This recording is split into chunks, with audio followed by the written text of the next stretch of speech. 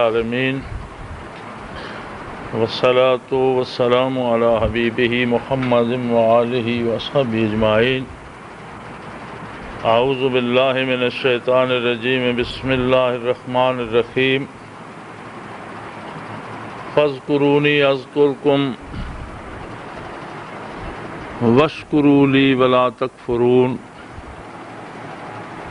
اللہم سبحانک لا علم لنا الا ما علمتنا انک انت العلیم الحکیم۔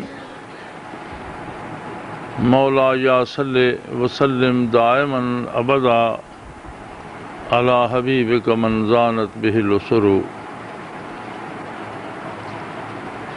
ارشاد باری تعالی ہے، فاذکرونی، تم مجھے یاد رکھو، تم میرا ذکر کرو، اذکرکم، میں تمہاری باتیں کروں گا،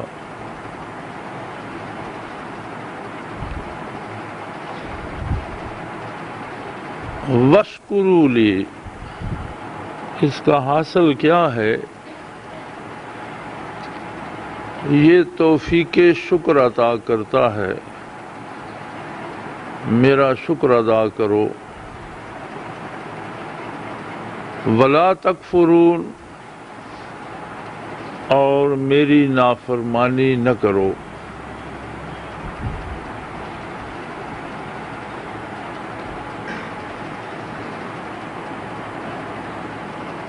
بڑی عجیب بات ہے،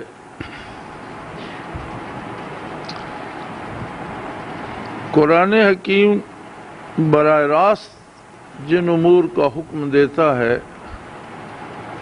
وہ فرض ہوتے ہیں، اور کم و بیش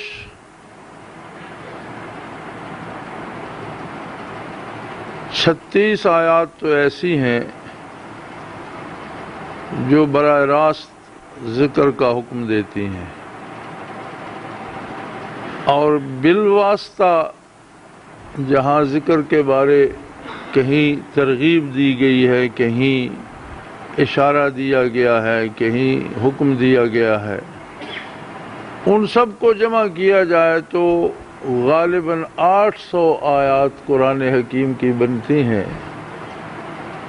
جو ذکر الہی کا اشارہ کرتی ہیں اور کرنے کا حکم دیتی ہیں، ترغیب دیتی ہیں، کہیں اس کے فوائد بیان ہوتے ہیں، کہیں ذکر نہ کرنے کے نقصانات ہیں۔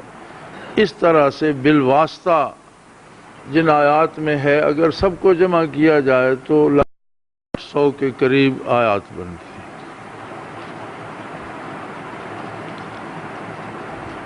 قرآن حکیم نے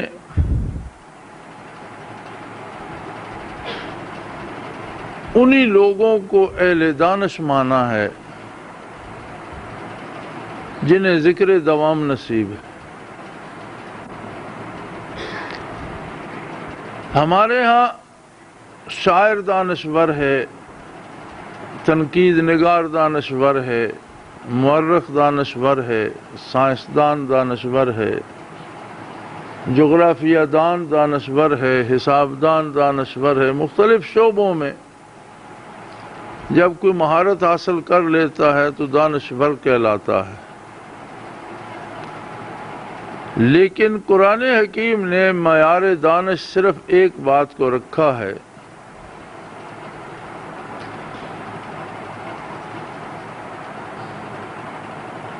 ان فی خلق السماوات والارض واختلاف اللیل والنہار لآیات لأولی الالباب۔ تخلیق ارض و سما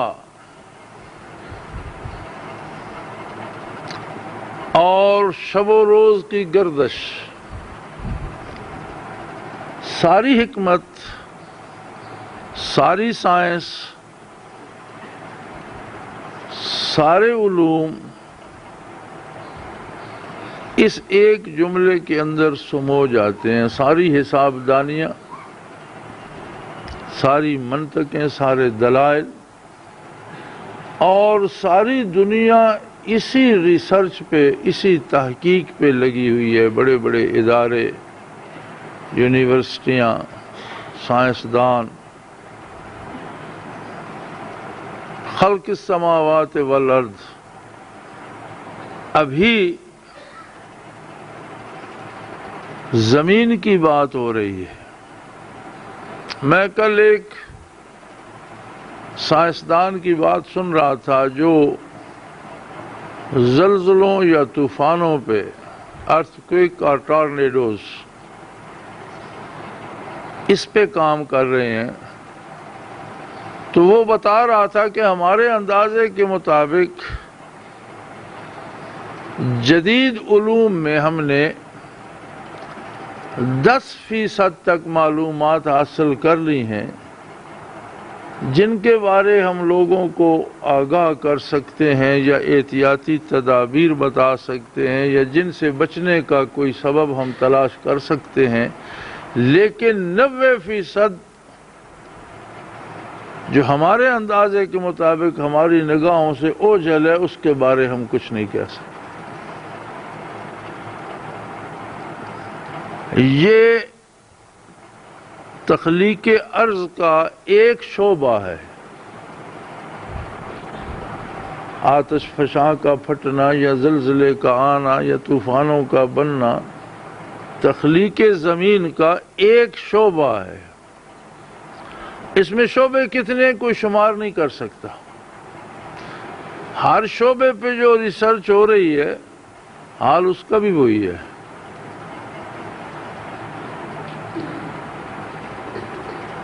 انسان تو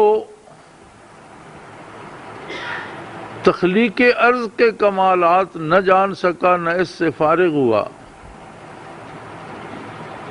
تو آسمانوں کی تخلیق، آسمانوں پر مخلوق، ان کا دائرہ کار، انسانی زندگی سے اس کا رشتہ، یہ تو ابھی بہت دور ہے۔ لیکن رب کریم فرماتے عقل والوں سے دور نہیں ہے، وہ ان میں نشانیاں تلاش کر لیتے ہیں، وہ سمجھ جاتے ہیں اس کے اسرار و رموز کو، اور وہ ان حوادثات کو جانتے ہیں اور ان کے اسباب بھی جان لیتے ہیں کہ کیا کرنے سے آسمانوں پہ کیا تبدیلی آتی ہے، زمین پہ کیا تبدیلی آتی ہے، اور کیا کرنے سے بہتر مثبت تبدیلی آتی ہے اور کیا نہ کرنے سے منفی تبدیلیاں آتی ہیں۔ یہ باتیں دانشور اور عقل مند جان لیتے ہیں۔ ان فی خلق السماوات والارض واختلاف اللیل والنہار لآیات لأولی الالباب، عقل مندوں کے لیے، دانشوروں کے لیے اس میں بڑے دلائل ہیں اور وہ سمجھ پاتے ہیں۔ لیکن دانشور ہیں کون؟ فرمایا الذین یذکرون اللہ قیاما وقعودا وعلی جنوبہم، وہ لوگ جن کا کوئی لمحہ یاد الہی سے خالی نہیں ہوتا، کھڑے ہوں، بیٹھے ہوں یا لیٹے ہوں، کسی حال میں ہوں، کسی صورتحال کا سامنا کر رہے ہوں، یاد الہی سے غافل نہیں ہوتے، اور پھر یاد الہی از خود ایک جذبہ بیدار کرتی ہے، اور یتفکرون فی خلق السماوات والارض، ان میں اہلیت پیدا ہو جاتی ہے کہ وہ ارض و سما کی تخلیق میں تفکر کرتے ہیں، سوچتے ہیں۔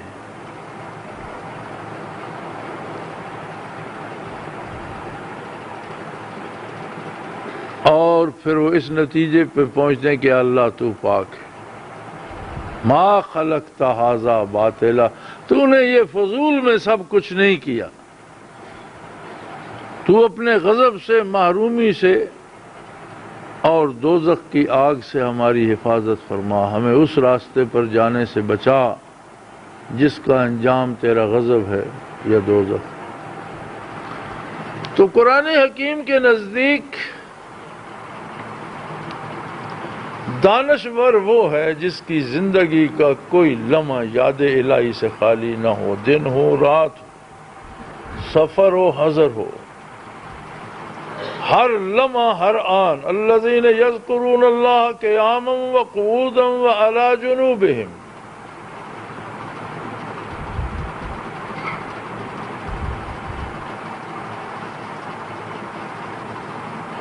لیکن بندے میں یہ حیثیت ہے کہ اللہ کو یاد کرے، اللہ کی باتیں کرے، یہ جرأت اس کی ہے۔ بندہ جو اپنی کاوشوں سے زمینی تغیرات کا اندازہ نہ کر سکا، بندہ جس کے جدید علوم شعبہ حیات میں سے کسی ایک شعبے کا احاطہ نہیں کر پاتے، بندہ جس کی ساری میڈیکل سائنس کسی ایک مرض کا علاج دریافت کرتی ہے اور اس علاج سے دوسرا مرض پیدا ہو جاتا ہے جو اس سے کنٹرول نہیں ہوتا۔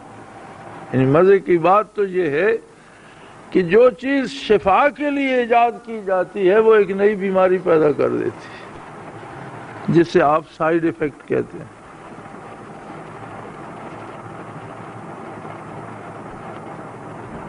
بندہ جو اپنے وجود کی جو اس میں حکمتیں اور صلاحیتیں اور اس میں کمزوریاں انہیں نہیں جان سکا، وہ کیسے اللہ کو یاد کرے گا؟ یاد کرنے کے لیے تو جاننا شرط ہے۔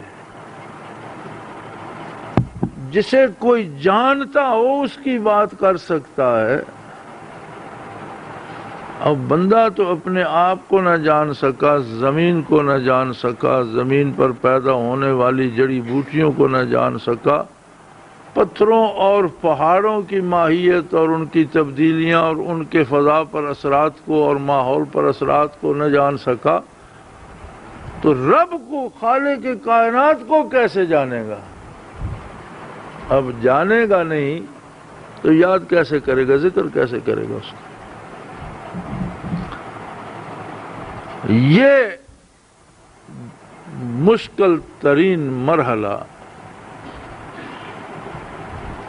ایک جملے میں طے ہو گیا، من قال لا الہ الا اللہ محمد الرسول اللہ، من قال لا الہ الا اللہ دخل الجنہ، او کما قال رسول اللہ صلی اللہ علیہ وآلہ آلہ وسلم۔ جس نے بھی اس کلمے کا اقرار کیا جو محمد الرسول اللہ صلی اللہ علیہ وسلم لائے، فرمایا سمجھ لو وہ جنت میں داخل ہو گیا۔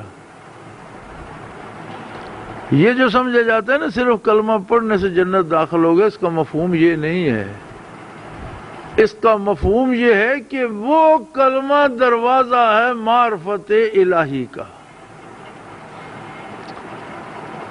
جب اس نے لا الہ الا اللہ کہا تو اس سے مراد یہ ہے کہ سوائے اس کے کوئی دوسرا نہیں ہے، کسی کی کوئی حقیقت نہیں ہے، ایک ہستی ہے معبود برحق۔ جب یہ اس نے اقرار کیا تو اس کا مطلب ہے اس نے رب کو پہچان لیا،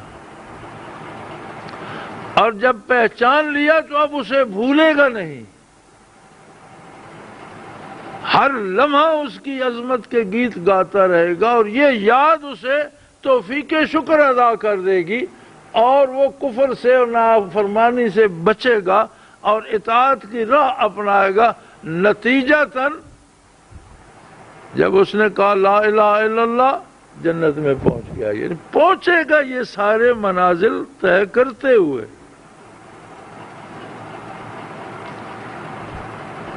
اور جس نے لا الہ الا اللہ کہہ بھی دیا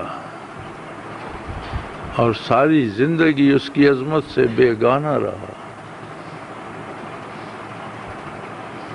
اس کا شمار ان میں ہوگا جنہوں نے کہا نہیں۔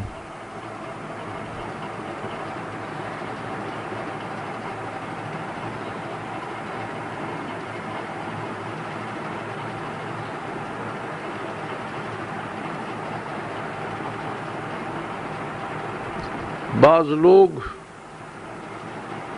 لا الہ الا اللہ کہیں گے دعوے اسلام پہ زندہ رہیں گے، ٹوٹی پھوٹی نمازیں بھی پڑھیں گے، روزے رکھیں گے، حج زکوٰۃ بھی ہوگا۔ میدان حشر جب قائم ہوگا لوگ اٹھیں گے، ہر کلمہ گو دوڑے گا لوائے حمد کی طرف، آقا نامدار صلی اللہ علیہ وسلم کے جھنڈے کی طرف۔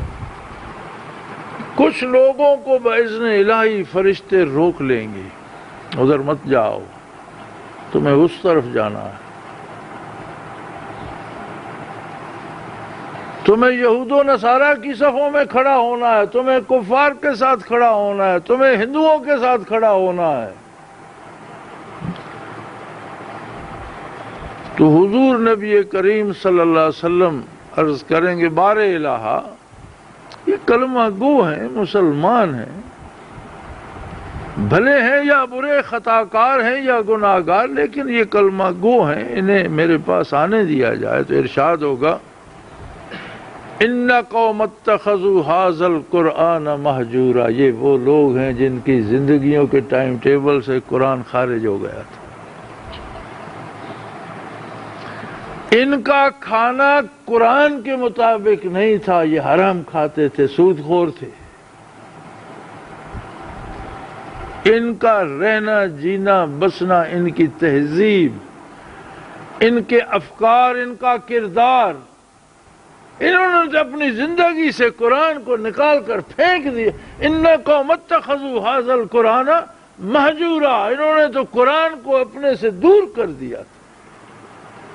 آج یہ آپ کے قدموں سے دور پھینک دیے جائیں گے۔ جس تعظیم میں سانس لیتے تھے اس قوم کے ساتھ میں انہیں کھڑا کروں گا،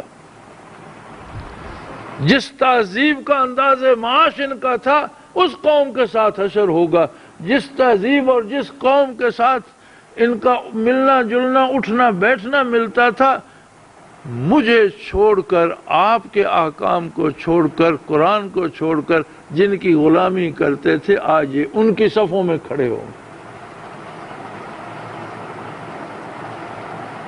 لہذا من قال لا الہ کا مطلب صرف یہ نہیں کہ کلمہ پڑھا اور جنتی ہو گئے، مطلب یہ ہے کہ وہ کلمہ دل سے پڑھا۔ خرد نے کہہ بھی دیا لا الہ تو کیا حاصل، دل و نگاہ مسلمان نہیں تو کچھ بھی نہیں۔ خرد نے کہہ بھی دیا لا الہ تو کیا حاصل، دل و نگاہ مسلمان نہیں تو کچھ بھی نہیں۔ اور دل سے لا الہ الا اللہ کہنا یہ مردوں کا کام ہے۔ اس کے لیے بڑا حوصلہ چاہیے، اور وہ حوصلہ پیدا ہوتا ہے رشتے الفت جو بندے کا نبی کے ساتھ ہوتا ہے۔ بندہ فرشتے سے محبت نہیں کر سکتا، بندہ جن سے محبت نہیں کر سکتا، بندہ کسی دوسری مخلوق سے محبت نہیں کر سکتا، لیکن اپنی جنس سے محبت کرنا اس کی فطرت ہے۔ اسی لیے فرمایا قد جاءکم رسول من انفسکم، تم ہی میں سے میں نے ایسا رسول بھیجا ہے جس سے تم محبت کر سکتے ہو، جسے تم محبوب بنا سکتے ہو، جس کا قرب تم پا سکتے ہو۔ اور قرب رسالت میں آنکھوں میں وہ روشنی اور وہ بینائی آتی ہے جو جمال باری کو آشکارا دیکھتی۔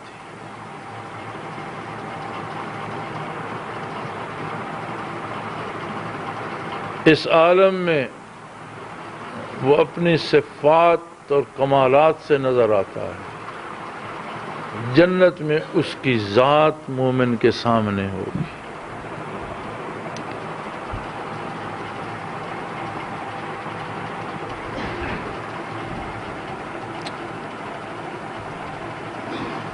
پھر دنیا میں عجیب لوگ تھے وہ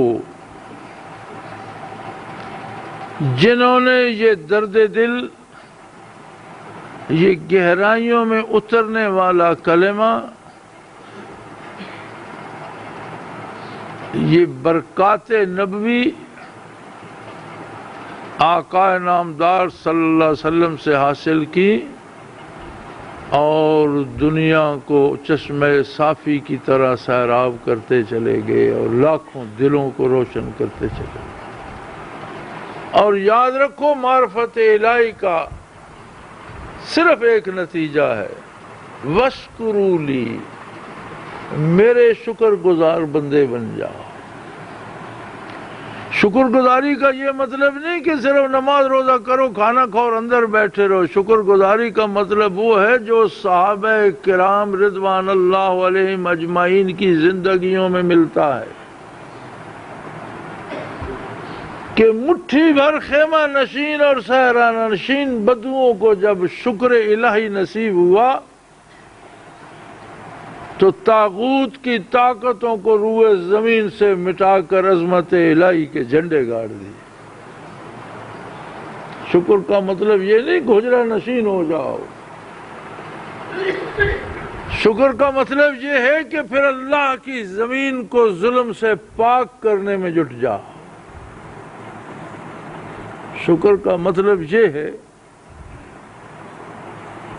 ارے ایک جگنو کو تھوڑی سی روشنی دی ہے اللہ نے، ایک نقطہ، جتنی تاریک رات ہو وہ نقطہ چمک رہا ہوتا ہے، اس سے کوئی ماحول روشن نہیں ہو جاتا، کوئی گلیاں روشن نہیں ہو جاتی۔ وہ اس بات سے ڈرتا نہیں، شرمندہ نہیں ہوتا کہ اتنی تاریکی ہے اور اتنا سا ذرہ میں وہ اپنا جو اس کے پاس ہے وہ روشنی وہ بکھیر رہا ہوتا۔ ایک تل بھر جگہ صحیح، لیکن وہاں سے تو اندھیرے کا ظلمت کا جگر چھلنی ہو رہا ہو۔ بندے مومن کتنا بھی کمزور ہو لیکن اس کے دل کا نور ماحول میں جگنو جتنا ہی صحیح لے روشنی تو دیتا ہے، اور تب دیتا ہے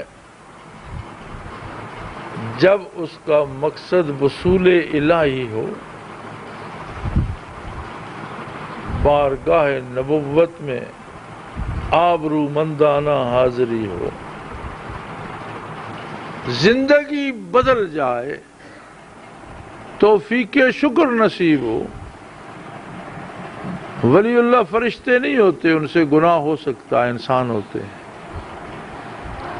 لیکن محفوظ ضرور ہوتے ہیں، اللہ ان کی حفاظت فرماتا ہے۔ معصوم تو نہیں ہوتے، محفوظ ہوتے ہیں، اور کبھی غلطی ہو جائے تو اس پہ ندامت اتنی ہوتی ہے کہ وہ بھی ترقی درجات کا سبب بن جاتی ہے۔ وہ ایک اردو شاعر نے بڑا خوبصورت کہا تھا، میں تو تیرے خیال کو 100 بار چھوڑ دوں، میری کمزوریاں، میری کوتاہیاں، میری غفلتیں، میری کم ہمتی، میں تو ایسا ہوں کہ میں تو تیری یاد بلا کر بیٹھ جاؤں، لیکن تیرا خیال نہیں چھوڑتا مجھے۔ یہ تیرا کرم ہے کہ تو اپنی یاد کو مجھ سے جدا نہیں ہونے دیتا۔ سلاسل ان لوگوں سے چلتے ہیں، برکات ان لوگوں سے آگے بڑھتی ہیں جن کا یہ عالم ہو جائے کہ اس کا خیال انہیں چھوڑے نہیں، اور اس کے لیے نیاز مندی اور عجز شرط ہے، اپنے آپ کو پہچاننا بھی شرط ہے کہ میری لگاؤ یار، زندگی کا تو ایک لمحہ تبدیلی کے لیے کافی ہوتا ہے، صرف ایک لمحہ۔ یہدی الیہ من ینیب، ایک لمحہ جس میں انابت اللہ پیدا، جس میں ایک آرزو پیدا ہو جائے کہ اللہ مجھے قبول کر لے، ایک لمحہ فرمایا میں اگلا کام میں کر دیتا ہوں۔ یہ ساری محنت اس ایک لمحے کی تلاش میں ہے۔ صلاح الدین ایوبی رحمۃ اللہ تعالی علیہ کا ایک واقعہ میری نظر سے گزرا۔ برسر پیکار تھے اور کئی مہینوں کی تنخواہ فوج کی بقایا تھی، سپاہ کو تنخواہ نہیں مل رہی تھی، مشکل سے جنگی اخراجات پورے ہو رہے تھے۔ کسی نے فرعون کے کسی مقبرے کا دروازہ تلاش کر لیا اور اس کے اندر بے شمار دولت اور زر و جواہر اور سونا پڑا تھا۔ تلاش کرنے والے لڑتے بھڑتے آپس میں مر گئے۔ ایک بچا، اس نے جا کر سلطان کو اطلاع دی۔ سلطان بنفس نفیس تشریف لائے، اس تہہ خانے میں اترے جو آج انگریزوں نے کھولے ہوئے ہیں اور سونے سمیٹ رہے ہیں۔ وہ ساری دولت دیکھی، باہر تشریف لائے اور حکم دیا کہ اس کا منہ اسی پتھر سے بند کر کے اس پر بے شمار ریت ڈال کر اس کو پھر اس طرح کا بنا دو، کسی کو اس کی سمجھ نہ آئے۔ تو کسی نے عرض کی کہ یا امیر، مہینوں کی تنخواہ سپاہ کی باقی ہے اور یہ تو منوں کے حساب سے سونا اور ہیرے اور جواہرات پڑے ہیں۔ فرمانے لگے میری سپاہ حق کے لیے لڑ رہی ہے اور فرعون کا مال کھا کر ایک آ کے حق کے لیے نہیں لڑا جاتا، اسے زیر زمین ہی رہنے دو۔ ہم فاقہ کر لیں گے لیکن حلال کھا کر لڑیں گے، ہم جہاد کر رہے ہیں۔